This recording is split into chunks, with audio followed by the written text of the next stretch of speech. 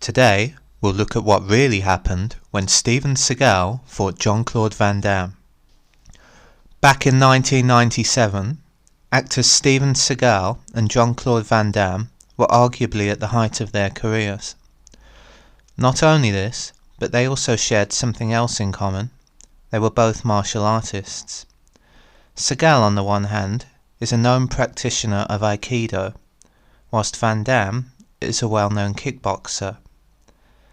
They still fly these flags today and are notoriously proud of their martial arts background.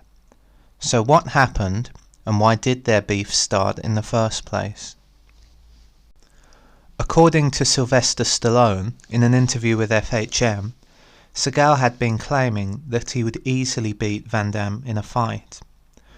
Obviously, this is quite a dangerous statement to make when it comes to a well-known kickboxer. At this time, Stallone was also hosting a house party in Miami, and it just so happened that both Seagal and Van Damme were in attendance. Upon hearing the news, Van Damme offered to fight Seagal outside. Unsurprisingly, Seagal declined. According to Stallone, Seagal made his excuses and left, but Van Damme, who was berserk, tracked him down at a nightclub and offered him to fight once again. It seems that the pair didn't fight in the end, but according to Stallone, it was Van Damme who was in the driver's seat. At the same time, even though Seagal was initially making bold claims of victory, he ultimately backed down from fighting Van Damme. Although this does paint Van Damme in a stronger light than Steven Seagal, it all comes from the single source of Sylvester Stallone. In other words, this is just his own recounting of events that happened at the time. However, Stallone is known for being a stand-up guy and would have little reason to lie about what actually went down. While Steven Seagal has certainly let himself go in more recent years, he was actually in decent shape in the late 90s. This makes sense, considering he was much younger and probably much more physically active. However, Claude Van Damme looked to be in far better shape visually and had an excellent physique. In other words, not only was Van Damme more toned compared to Seagal, he was also bigger in terms of muscle mass.